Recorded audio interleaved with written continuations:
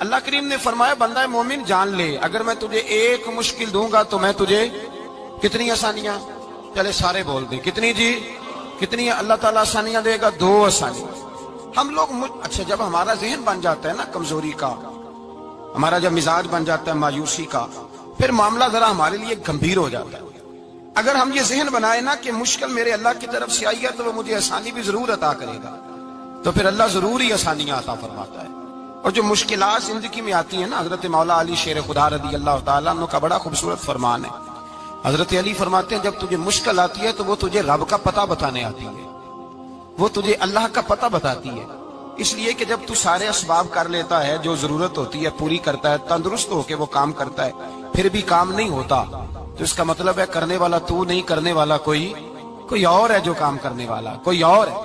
تو عزیز بھائی یاد رکھیں، ہر مشکل کے ساتھ اللہ نے آسانی رکھی ہوتی ہے۔ اگر اللہ تبارک و تعالیٰ بیماری عطا کرے تو اس کے ساتھ اللہ پھر جو تندرستی دیتا ہے وہ بھی بڑی اعلیٰ عطا فرماتا ہے۔ اگر اللہ کبھی غربت دے تو پھر اس کے بعد جو اللہ تعالیٰ آسانی دیتا ہے وہ بھی بڑی اعلیٰ عطا فرماتا ہے۔ اگر کہیں سے آپ کو دکھ ملتے ہیں تو پھر جب سکھوں کا وقت آتا ہے تو پھر گنے نہیں جاتے۔ یاد رکھیں مشکلات کے پہلو میں آسانیاں ہوتی ہیں، اور جس آدمی کو مشکل آتی نہیں، میرے نبی کریم سید عالم صلی اللہ علیہ وسلم نے فرمایا مومن کو جو مشکل بھی آتی ہے اللہ اس کی برکت سے اس کے گناہوں کو معاف فرما دیتا ہے، اللہ اس کی برکت سے اس کے گناہوں کو معاف کرتا ہے۔ یہاں تک کہ حضور نے فرمایا میرے مومن کو کانٹا بھی چبھے تو اللہ تعالیٰ اس کی مشکل کو آسان فرما دیتا ہے۔ 2 بزرگ بیٹھے تھے، ایک حضرت احمد رحمت اللہ علیہ اور ایک حضرت شرف الدین منیری رحمت اللہ علیہ۔ تو حضرت شرف الدین منیری کہنے لگے کہ دوست اصل میں وہ ہوتا ہے جو دوست کی طرف سے آنے والی تکلیف پر صبر کرے،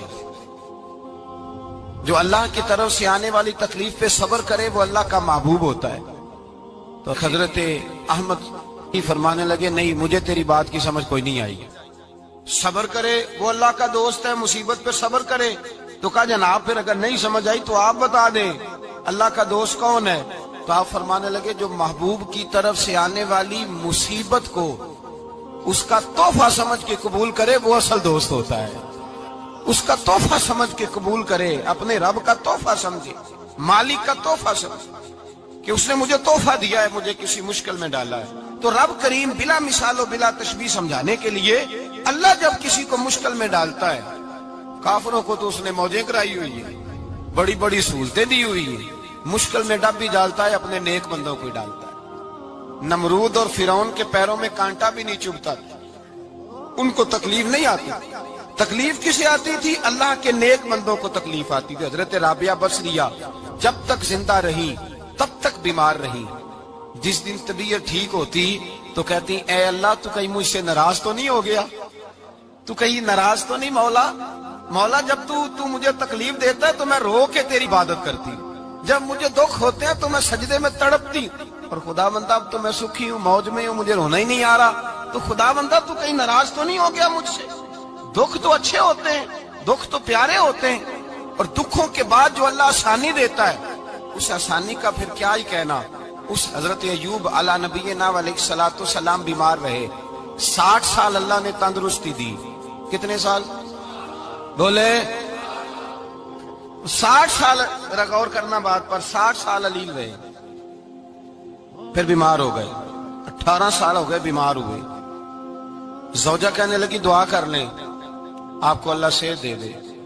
ہمیں اگر کوئی بندہ پوچھ لینا کہ بھائی کبھی کوئی خاص بات تو سناؤ، تو ہم جو ساری زندگی سکھ کے ساتھ سوئے ہوتے ہیں وہ بات نہیں سناتے، وہ جو ایک رات درد سے نیند نہیں آتی اس رات کا قصہ سناتے ہیں، کہتے ہیں وہ میرے الٹے دانت میں درد تھا تو میں ساری رات سو نہیں سکا۔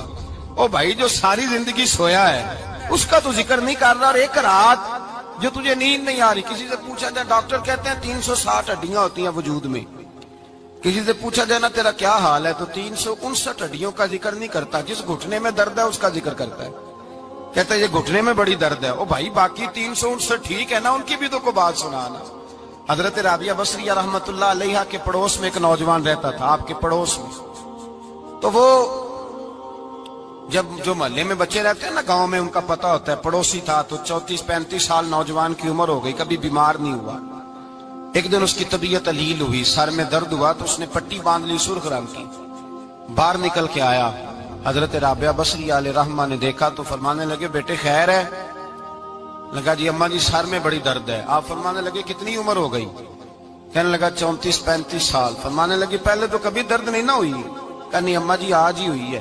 تو آپ فرمانے لگے 34 سال اللہ نے صحت دی ہے، تو نے شکر کی ایک پٹی بھی نہیں باندھی، اور آج درد ہوئی ہے تو شکوے کی پٹی تو نے فوراً ہی باندھ لی ہے، کوئی شکر کی پٹی بھی باندھنی تھی۔ حضرت ایوب 18 سال بیمار رہے، زوجہ کہنے لگی دعا کر لو، تو آپ فرمانے لگے بی بی سے کہ صحت کتنی دیر رہی؟ اس نے کہا 60 سال۔ تو آپ فرمانے لگے ذرا بیماری کو بھی 60 سال گزر لینے دو، پھر دعا بھی کر لیں گے۔ یہ دعا کی، اللہ یہ لفظ کہے اللہ نے صحت دے دی، تندرستی آ گئی۔ ایک دن گھر میں بیٹھے بیٹھے زوجہ کہنے لگی کہ ایوب یہ بتاؤ دکھ اچھے کہ سکھ؟ آپ فرمانے لگے سارے دن ہی اللہ کے ہیں پر دکھ بڑے اچھے تھے، مجھ سے پوچھو تو دکھ بڑے اچھے تھے۔ کہا کس طرح؟ تو حضرت ایوب فرمانے لگے جب میں بیمار تھا تو 24 گھنٹے میں ایک دفعہ میرا رب میرا حال پوچھا کرتا تھا، ایک دفعہ میرا اللہ پوچھتا تھا ایوب تیرا حال کیا ہے؟ فرماتے ہیں 12 گھنٹے تو لذت ہی رہتی تھی کہ میرے رب نے میرا حال پوچھ لیا، اور اگلے 12 گھنٹے میں انتظار کرتا تھا مالک حال دوبارہ کب پوچھے گا۔ فرمانے لگے اب صحت تو ہو گئی ہے پر اب میرا رب میرا حال تو نہیں نہ پوچھتا۔ بھائی مشکلات جو ہوتی ہیں وہ تو تجھے سجا دے